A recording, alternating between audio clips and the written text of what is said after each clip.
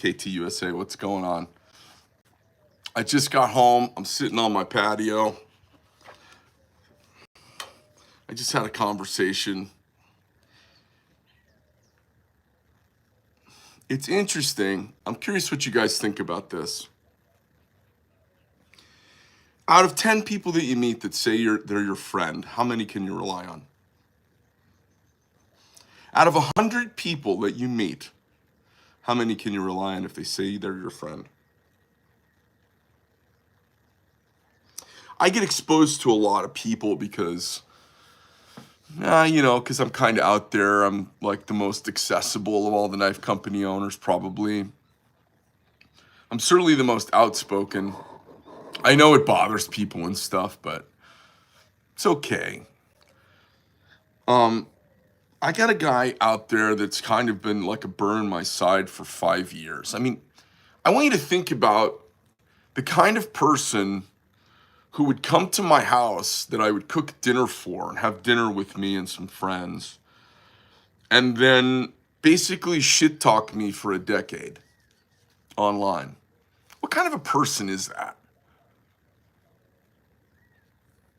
What kind of a human being comes to your home and meets your family, meets your kids, buys some of your products, meets some other hyper-engaged people around the brand, and then proceeds to shit talk you for coming up on a decade? What kind of a person has so much time in their life or gains so much self-worth from being online talking about, I have to talk about what I do. I have to promote my company. It's what I do. I have a fiduciary responsibility to hustle for my guy. I have 50 families that rely on me. That's who I answer to. I answer to them and about 100,000 people who've bought knives from me. I answer to you guys. What kind of a person comes to my home and has dinner with me? What kind of a person buys in on the brand and then decides to basically shit talk me for a decade? Who does that kind of thing? I had a customer get mad at me because years ago we offered our first box set. Well, when we were doing that, it was a matching Praetorian tie thickness Genesis, Praetorian tie thickness micro. And Jeff wanted to call it something, and we should have called it a collector's set or a matching set, but we called it a box set because at the time we were into Gerstner boxes. And so we never said this comes in a box. We just called it a matching box set of these 3 knives. Well, I had a guy just get absolutely sideways at me because it didn't come with a box. Now, they came packaged, they were matching, they were beautiful, just mad they weren't in a box. And it required a phone call from the president of the company, which I'm not above doing. I called him up and said, hey, sorry, man, not a misunderstanding. It's, we never offered that. We just called it that. Okay, you want a box, all right. Mad at me about that. It's somebody shooting videos, taking the knives apart years ago. And I called up like really, really politely because it's like going over your neighbor's house and telling them to quiet down. When does that work out well? I just said, hey man, would you do me a favor? You don't need to, you don't owe me anything, but would you mind taking that video down? Because man, it's just going to cause me nothing but grief with people taking them apart. Because people start looking for it. Like if you get on a forum, like, oh, my Dodge makes this noise. People say, mine does too. Everyone all of a sudden has got to take them back to the dealership.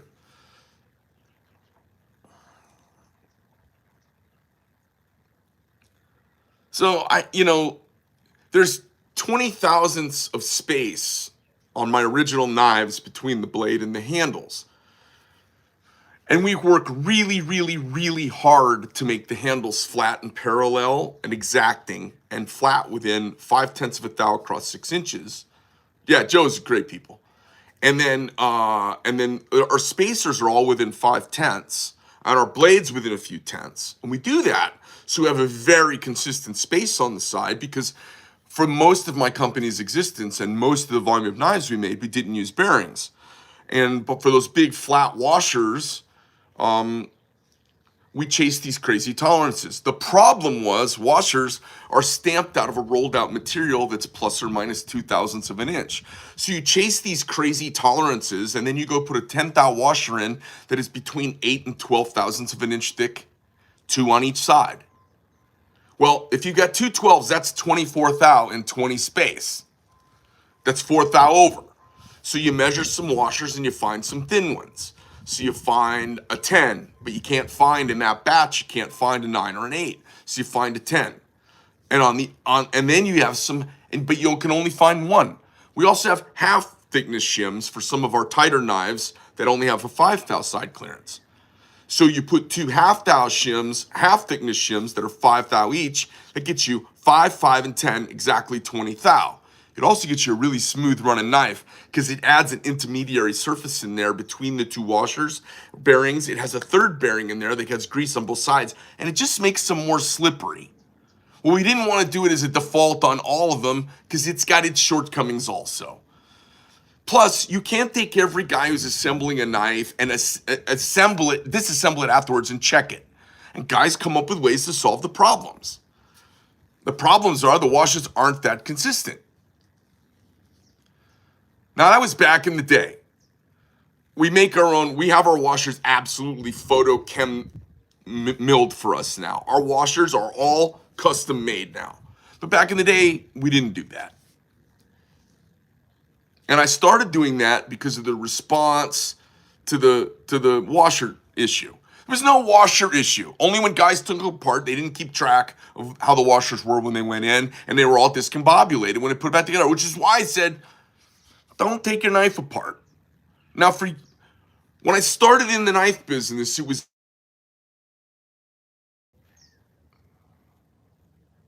Hello?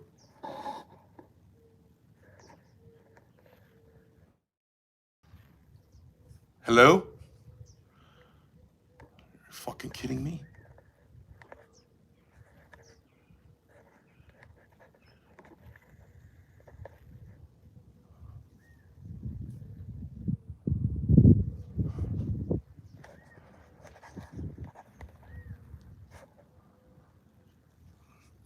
Give me a second, guys.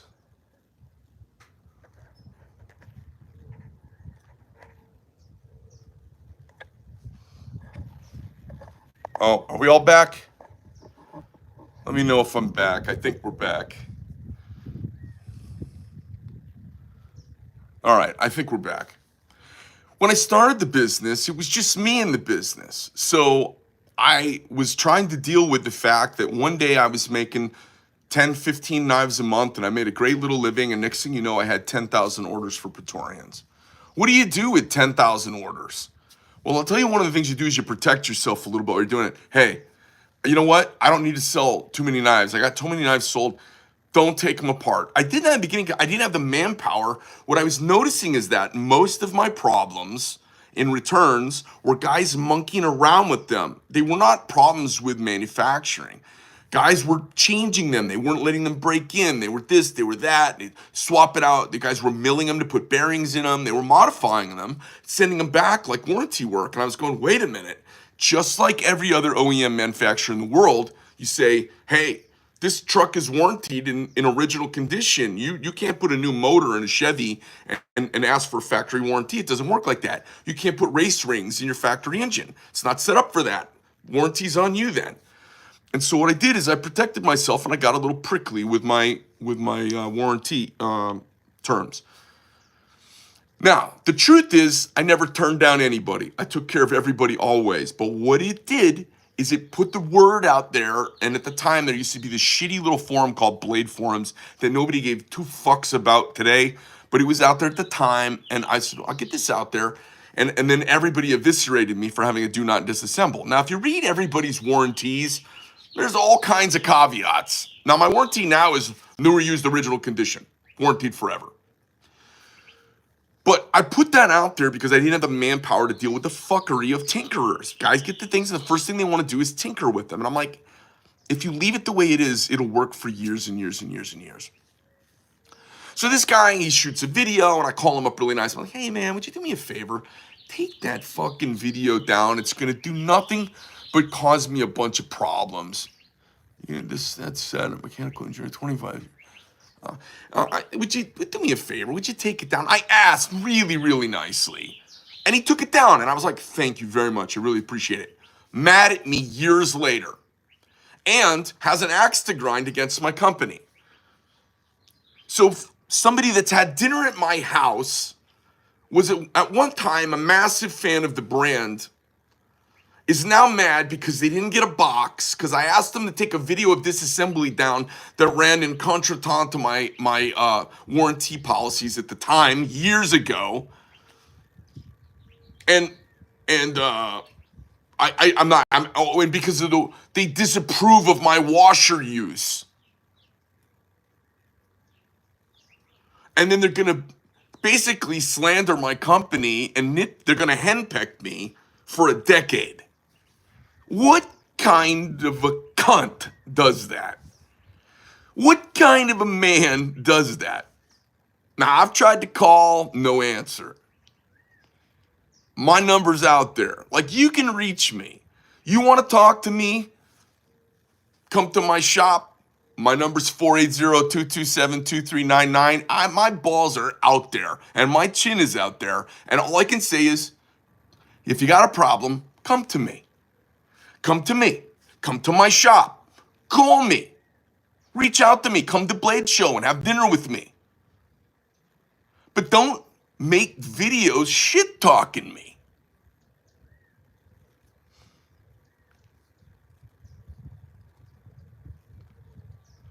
The thing is, I turned my cheek for 5 years because you don't make me look bad. You make you look bad. And I've turned my cheek, and I'm trying to have a heart-to-heart because you won't answer your goddamn phone. You're being a cunt. This is not the stuff you get mad at men over, and it's not the stuff you air out online. It just makes you look bad. It makes you look petty. It makes your life look small. Now, 5, 10 years I've been listening to this shit. And I listen to the customers, oh my God, I can't believe what this guy's saying and that guy's saying. And I say, hey, everyone's got a right to their opinion. No problem. I haven't fired up lawyers. I haven't done like guys from other companies would do, send cease and desist. I don't do any of that. But I have information on everybody. I know stuff behind the scenes about people they don't want everyone to know. And I'm comfortable airing it all out. There was a guy who used to do knife reviews years ago, and he used a fake name, and he used a very funny voice, and you only saw his hands. I can't remember the guy's name. I found out who he was. It took me about 5 fucking minutes. I called him up. I had something on him, and I said, hey, if you don't stop talking about me completely and take down all of your shit about me, because he had an axe to grind on my politics. I said, if you don't cease and desist, I'm going to air your dirty laundry. Knock it the fuck off. Like, you're picking at me, and I'm going to bite back. And I have the same things. I'm in that situation right now. But I could. But I don't. Knock it off. If you don't like my brand, fuck off. If you don't like me, double fuck off. That red-haired fuck who talked shit about me after the t-shirt gate 5 years ago, whose most popular video ever is about me, fuck that guy too. The guy carries my stuff. And you know what I say? Thanks for being a fanboy, you ginger fuck. You soulless cunt. Thanks for being a fanboy. Like, what else am I supposed to do, guys? I've never said a word about that ginger fuck. And then I've got this other guy shit. I've got guys who make a name for themselves picking away at me, and I think they do it out of some sort of voyeuristic, masturbatory, greased up in the basement self-aggrandizement. It makes them look better. Here's who I answer to. 100,000 people I've made knives for, I answer to them, and I want to be in business for them. I have 50 families that rely on me every Friday to get their paycheck.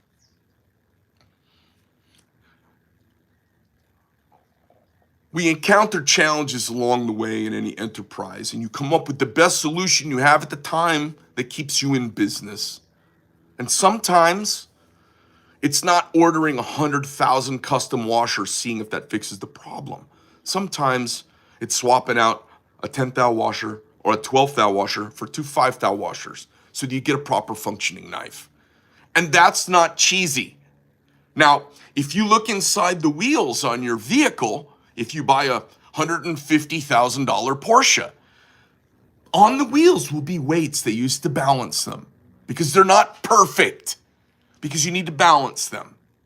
They use weights, randomly they're put on there, they weigh the tire. Oh, okay, we need a little weight over here, and they put a counterweight on, just the right size.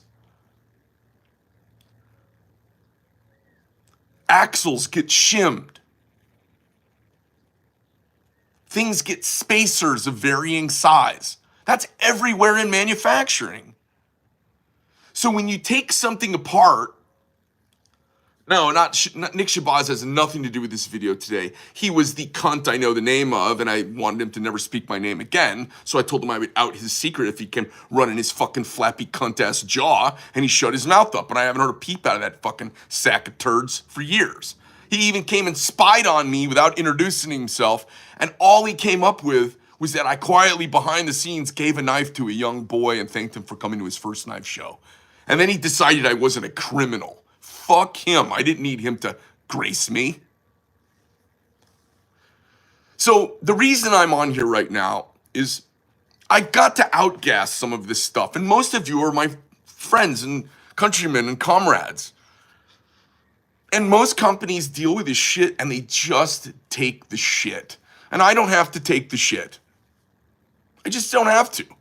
I mean, I have for years, but it's like come to a head recently, and I'm like, that's just enough.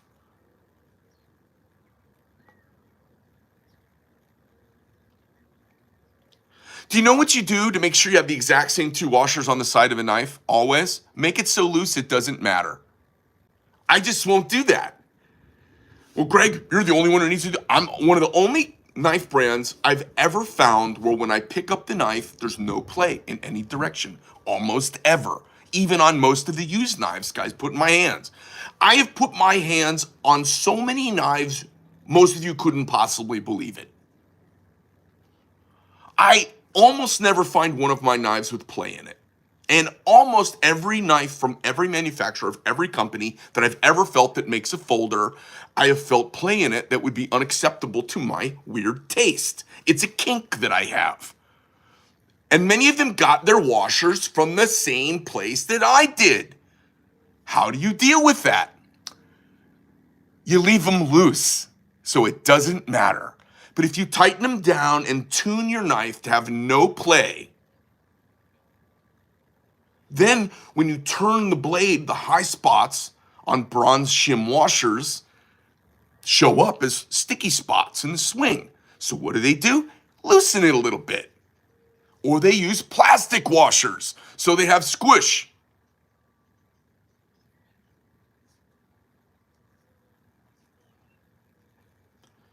Yes, the guy's involved in my brand. I don't know how it happened that way. I don't want him there. I don't want him in my brand. I don't want him involved in any of the Facebook groups. If it was up to me, I'd shut the Facebook groups down. There's nothing worse than the guy that shakes your hand as your friend in person and is a cunt behind your back. That's the worst. And it doesn't make me look bad. It makes them look awful. This fellow has eaten at my house and broken dinner with my family and watched my daughter play taps when we pulled down the flag like we did every night after dinner. So, at some point, you reach out and you say, that is the worst. If anybody cares, get him out of the social media. Get him out of the brand. He shouldn't be there. He's not a friend of the brand. He's been called, he won't answer. He has not called me back. He's been called before when his panties were in a bunch, and I don't need to do that. I do it because I care. I do it because I'm a gentleman. I do it because I care about my customers.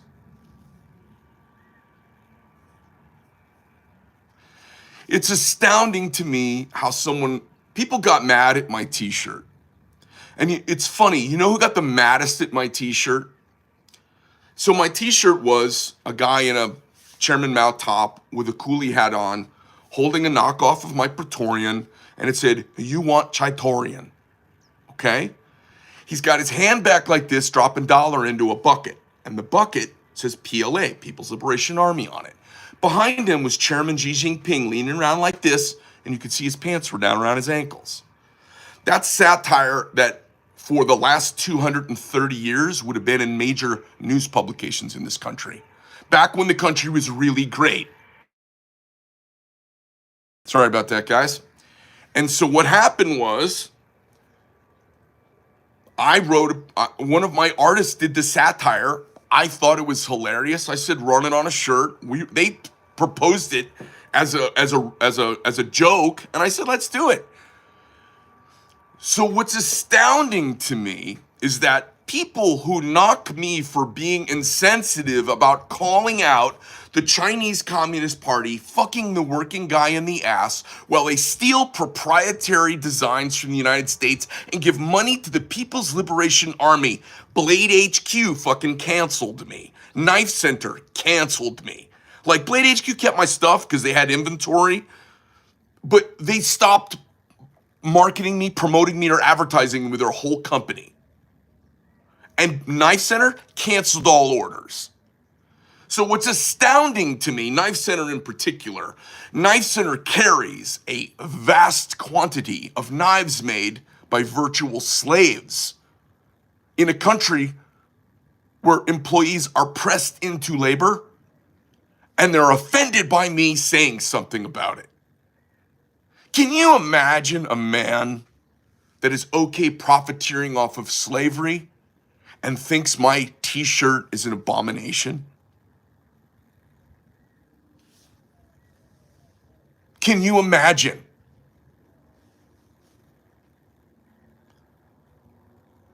Of the original guys, one was a degenerate gambler and a shit-talking drunk, and the guys kicked him out and self-regulated. One, every time he was around me, smelled like the bottom of a bong. He always had some bullshit cockamamie story about how he got stolen merchandise. He was a degenerate and disappeared quickly. Good riddance. He was going to go into competition against me and then never showed up. The third one, this fella. He's got no connection to us. If I could push a button and kick him out of our social media, I'd have him gone tomorrow, yesterday, years ago. I think I've been very nice, but he's an asshole. I'm outspoken. I tell the truth. I'm divisive. I tell it like I see it. I also am very, very restrained because of the stuff I could say and I don't. And nobody else knows that. And I know most of you are like that also. Whenever I have the chance to eviscerate somebody, I fucking don't. I don't want to hurt people. Spiritually, emotionally, mentally, physically. It doesn't make me feel good. I've let this guy talk shit because I thought maybe he gets some self-worth out of feeling relevant and but just so y'all know, he's not in the know. He's ignorant as fuck. He doesn't know what he's talking about. He's got an axe to grind. Can you imagine if one of your friends owned a company and you guys somehow or another accidentally fell out of friendship by really no intention, and then you started to badmouth your friend? Like, not only are we not friends, now we're going to badmouth each other. Can you imagine that? What kind of a person does that?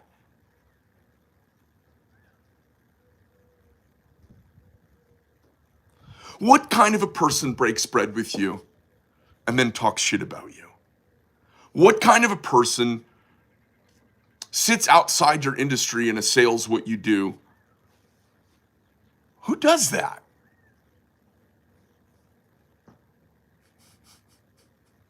What kind of guy does that? Judas. Et tu, Brute. Et tu. I've got real friends. I'll tell you who's a real friend. Jake Smith. Jeff O'Prandy. Charlie and Tripp.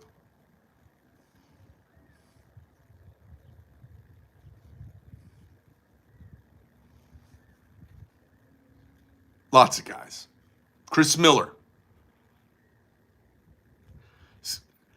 There's so many, I can't even say everybody's names.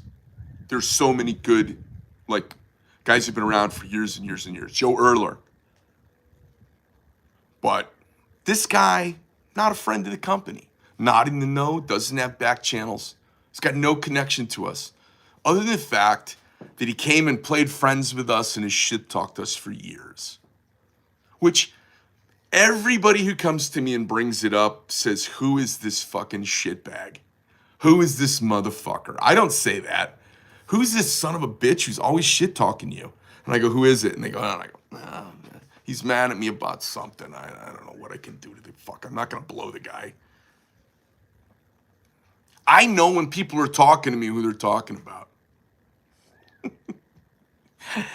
So, I hope whoever you guys are that are in charge of the fucking Lord of the Flies online groups, I hope you kick this guy out of the groups. He's not one of us. He's not part of us. He's not a gentleman. And he's not cool. And he's not intelligent about this. He's a cunt. He's ignorant. He's backstabbing. He's disloyal. And I don't require fucking oodles of loyalty. But don't say you're my fucking friend. Don't eat dinner at my house. Don't meet my fucking kids. Don't buy my brand and then decide you're gonna fucking school the world on me. You guys know where I'm at. He knows where I'm at too. Now, if you're really offended by this, and I imagine if the box incident and the washers and me politely asking you to take a video down years ago has you that worked up, or like that the T-bone doesn't flip, maybe you'll want to fight me. Now, I'm accessible and you can reach me any goddamn time you want. I take challenges at the building. I have before. I'll do it again until my old body has had enough.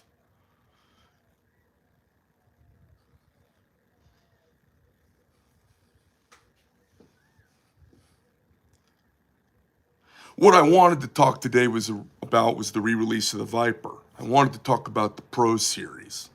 I wanted to talk about the new TFF4 that's coming out. I wanted to talk about the Blade for a Blade tie razor that we're giving away for folks who come to Blade Show.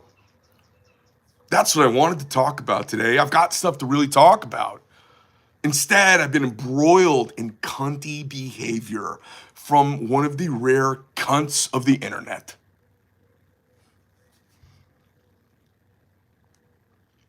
Here's my challenge to you all. It's just like the Tinder of America. Swipe left, swipe right. If you don't like me, swipe left. If you don't like me, swipe left. If you like me, swipe right and keep watching. The best thing you can do is let's get rid of this guy. Let's delete him. The best thing you can do to internet guys who are mean to other people or who are negative, who bring a personal axe to grind. You know, Steve Jobs had to promote. He had to go out there. Elon Musk has to get out there. Company heads, that's what we're supposed to do. Guys who like the brand, they want to shoot stuff, that's great. But as soon as it becomes negative, what do? Get online and talk about your girlfriend? How negative you guys broke up, you're gonna shit talk her now? You let it go. Oh, you're not a fan anymore. Hey, it was nice knowing you. Best of luck to you. If you ever need anything, give me a call. It's just that simple. It doesn't need to be what this is. You know what? You don't like me. Okay, fuck off. The best thing we can do is cancel him. Delete him. My advice to you all, either stop commenting, stop engaging, and delete things from him so he sees less views from you. My advice is get him out of Medford aficionados. He's not an aficionado.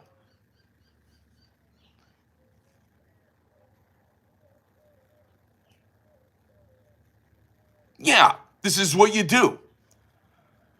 Douche. You do it douching. So now some of you are up in there, oh my God, he's my friend. He's actually not your friend. Guys who will do this to me, they do it to you also.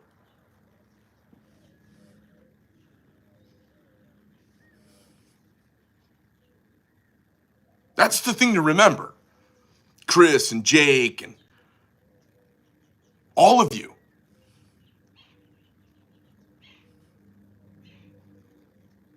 If a guy's doing this to me, he will do it to you. It's just a matter of time. As soon as you have anything that he feels like he can gain something by knocking, he'll do it to you too. He's not your friend. Well, that's my rant for the day. If you call me, I'm not taking the video down. Suck a bag of dicks, you turncoat motherfucker. Fuck you 6 ways from Sunday for fucking ever. And I don't do this behind anybody's back. I do it right here for everybody to see. Hey guys, it's Greg Medford from Medford Knife and Tool, NKT USA. I'm out.